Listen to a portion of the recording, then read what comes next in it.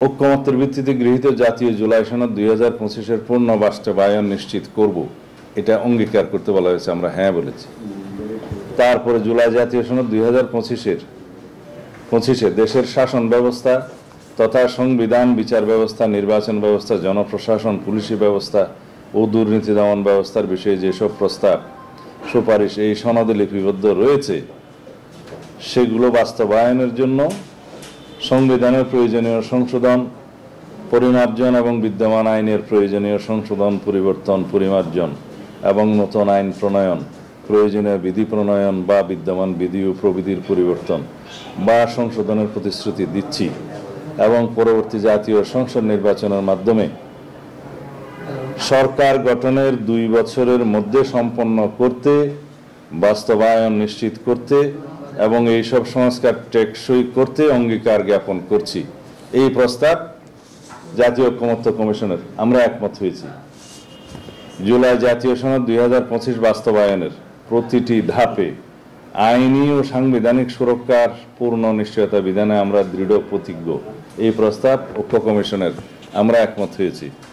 গণতন্ত্র, মানবাধিকার, ন্যায় বিচার প্রতিষ্ঠার জন্য অব্যাহত সংগ্রাম ও রাষ্ট্রীয় সম্পদ লুটপাটের বিরুদ্ধে অবস্থান নেয় গুম, খুন, বিচার বহির্ভূত হত্যা, হামলা, মামলা ও সীমাহীন নিপীড়নের শিকার হয়েও দীর্ঘ 16 বছরের অব্যাহত লড়াই এবং 2024 সালের জুলাই আগস্টের বৈষম্য বিরোধী ছাত্র আন্দোলন, গণতান্ত্রিক আন্দোলন ও ছাত্র গণ অভ্যুত্থানের ঐতিহাসিক তাৎপর্যকে সংবিধানে যথাযোগ্য স্বীকৃতি দিতে অঙ্গীকারাবদ্ধ থাকব।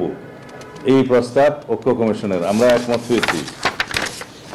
এরপরে রাজনৈতিক দলের নেতৃবৃন্দের স্বাক্ষর থাকবে, ঐক্য কমিশনের সদস্যদের স্বাক্ষর থাকবে এবং মাননীয় প্রধান উপদেষ্টা ও ঐক্য কমিশনের সভাপতি ডক্টর মোহাম্মদ ইউনূসের স্বাক্ষর থাকবে। এই প্রস্তাব তাদের আমরা সম্পূর্ণ একমত হয়ে 30 তারিখ রাতেই আমাদের জবাবটা আমরা দিয়েছি। 31 তারিখ যেহেতু ঐক্য কমিশনের কার্যক্রম দ্বিতীয় পর্বে সমাপ্ত হওয়ার জন্য ধার্য ছিল।